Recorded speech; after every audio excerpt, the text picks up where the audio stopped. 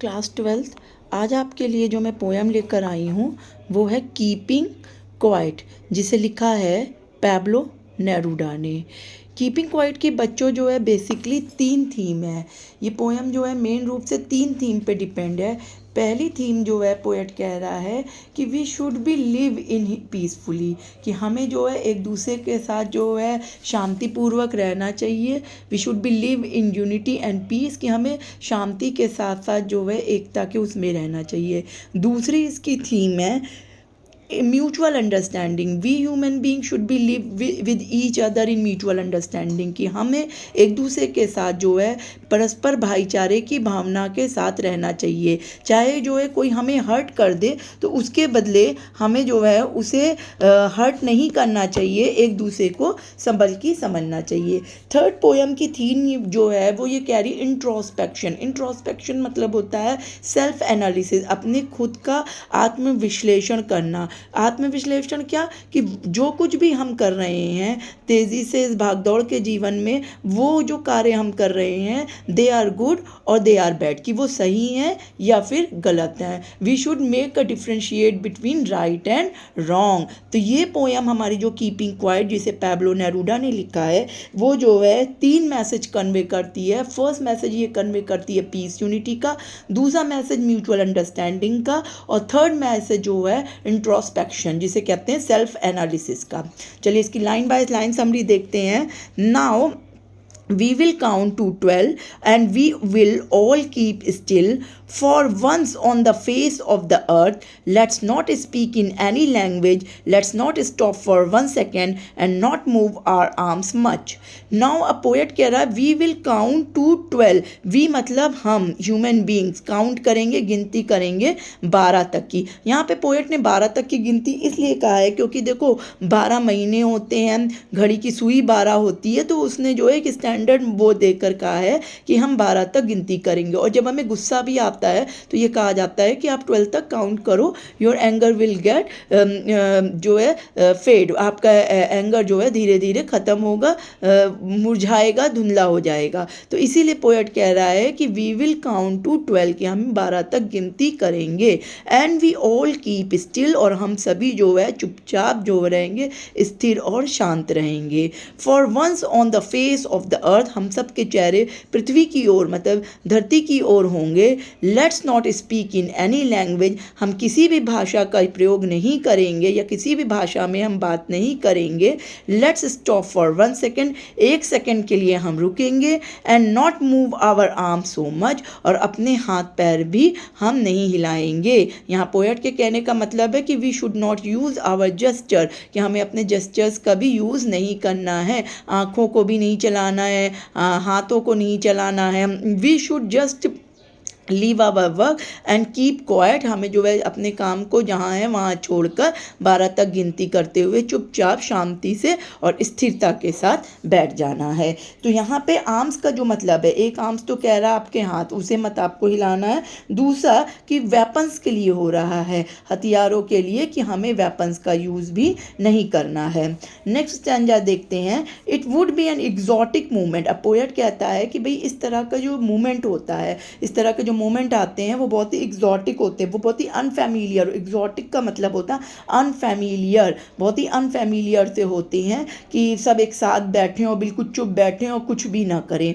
Without rush, without rush मतलब कि we are not moving to our work, कि हम तेज़ी से अपने काम की ओर नहीं भाग रहे हैं। विदाउट इंजन्स का मतलब है यहाँ पे टेक्नोलॉजी, कि हम किसी भी टेक्नोलॉजी का यूज़ नहीं कर रहे हैं, क्योंकि अगर हम खाली बैठे रहते हैं we always use our technology, हम टेक्नोलॉजी का यूज़ करने लगते हैं काम से राहत पाकर। तो ये पोएट यहाँ पे कह रहा है कि जब हम बैठे हैं तो ये तो बहुत ही अनफैमिलियर सा हो जाता है कि हम इस तरह के उसमें बैठे हैं बिना कुछ करे, और जो है हम टेक्नोलॉजी का भी यूज़ ना करें। We would all be together, कि हम सब एक साथ होंगे। इन ए सडन स्ट्रेंजनेस, की एक तरह की विचित्रता में, एक तरह की विचित्रता ये है कि सब जो है कुछ ना करते हुए भी सब शांति से एक साथ बैठे हुए हैं।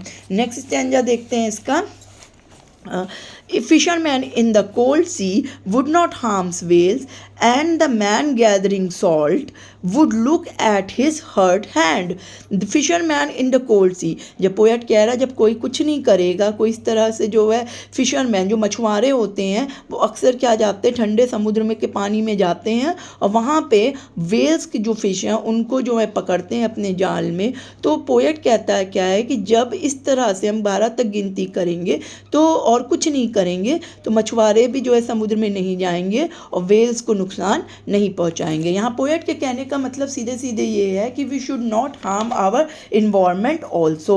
फिर पोएट कह रहा है and the man gathering salt would look at his hurts hand, और वे आदमी जो सॉल्ट इकट्ठा करने, नमक इकट्ठा करने समुद्र के किनारे जाते हैं, जब वे उनके हाथ कैसे होते हैं, उनके हाथ जो होते हैं बहुत छिले हुए होते हैं, उनके हाथों में बहुत सारा चोट लगा होता है। तो यहाँ पोएट कहता है कि जब वो एक दिन के लिए या जो है जाएंगे नहीं तो इससे इन्वायरमेंट, नेचर, उनको नुकसान, न केवल उनको ही राहत मिलेगी बल्कि वे लोग जो उनको नेचर को हार्म करते हैं उनके लिए भी राहत रहेगी। तो ये जो हीलिंग कंडीशन है not only for nature but for man also.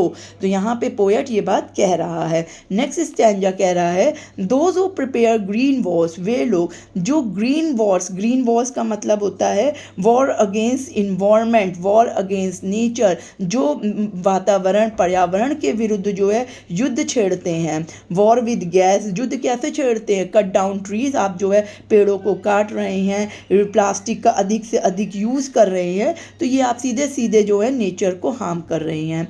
War with gas कि आप जो है लड़ाई कर रहे हैं विद केमिकल्स वेपन्स के साथ। पोएट के कहने का मतलब है वॉर विद गैस, गैस का मतलब केमिकल्स वेपन। एक कंट्री दूसरे कंट्री से वॉर कर रही है तो वो क्या कर रही है, वो केमिकल वेपन्स का, न्यूक्लियर वेपन्स का, एटॉमिक वेपन्स का जो है यूज़ कर रही है। वॉर विद फायर, वो जो है आग का यूज़ कर रही है। तो पोएट यहाँ पे ये अपील करता है, तभी पोएट जो है स्टार्टिंग में जब मैंने आपको बताया कि पोएट मैसेज यही कन्वे कर रहा है कि we should live in peace, brotherhood, कि हमें म्यूचुअल अंडरस्टैंडिंग के साथ हमें रहना चाहिए, and we should not raise a war against nature, हमें पर्यावरण के खिलाफ जो है युद्ध नहीं करना चाहिए पर्यावरण को। We should not harm environment को हार्म नहीं करना चाहिए बिकॉज क्योंकि जो है we are part of this nature, हम इस नेचर के ही भाग हैं और हमको इसी नेचर में रहना है। फिर वो पोएट कहता है victory with no survivors, survivors का मतलब होता है जिंदा रहना। जब किसी एक पार्टी या किसी एक भाग के लोगों को अगर जीत मिल भी जाती है तो पोएट कहता है कि उस विक्ट्री को सेलिब्रेट करने के लिए कोई भी सर्वाइवर नहीं बचेगा, क्योंकि इतना ब्लडशेड, इतना खून खराबा हो जाएगा कि उस जो विक्ट्री है, जो जीत है, उसका कोई भी इंपॉर्टेंस नहीं रह जाएगी। इसलिए पोएट कहता है would put on clean cloth, इसलिए हमें साफ कपड़े जो है पहन लेने चाहिए। अब यहाँ पे क्लीन क्लोथ क्या रेफर कर रहा है, क्या सिंबलाइजिंग मीनिंग है इसकी, पीस। पीस का मतलब होता है एक शांति, कि क्लीन क्लोथ पोएट कह रहा है कि हमें एक शांति जो है ओढ़ लेनी चाहिए। इट्स अ न्यू बिगनिंग और फॉरगेट अबाउट एनिमिटी, ये एक नई शुरुआत होगी और हमें अपनी शत्रुता को भूल जाना चाहिए। And walk about with their brothers, और हमें अपने साथ और आसपास के लोगों के साथ शत्रुता नहीं करनी चाहिए।